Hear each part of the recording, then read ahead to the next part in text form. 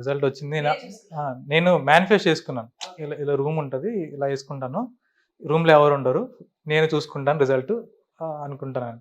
So, నేను చూసుకున్నాను result. ఆ రోజు లక్కీగా అందరూ ఉన్నారు ఇంట్లో. సో, అయితే బ్యాంక్ ఏవో పనొచ్చి అందరూ యెళ్ళిపోయారు.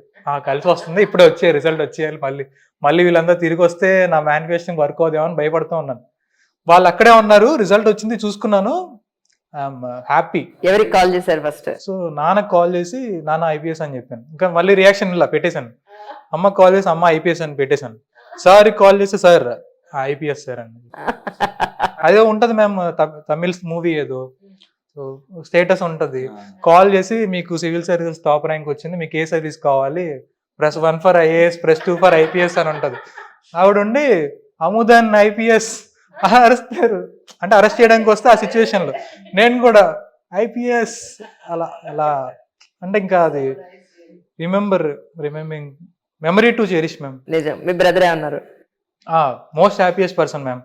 సో, తను చూస్తున్నాడు, నా స్ట్రగుల్ చూస్తున్నాడు. నిద్ర మానుకొని ఫుడ్ మానేసి ఎక్కడెక్కడ చదువుతావు, అన్ని సైకలాజికల్ ప్రెషర్స్, ఫెయిల్యూర్ ఫేస్ చేస్తా.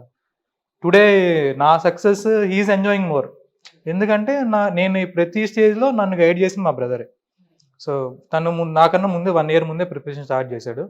సో, ఏ బుక్స్ చదవాలని చెప్పేసి నన్ను కొంచెం గైడ్ చేసింది. ఈ ఇన్స్టిట్యూట్‌కి వెళ్ళమని గైడ్ చేసింది.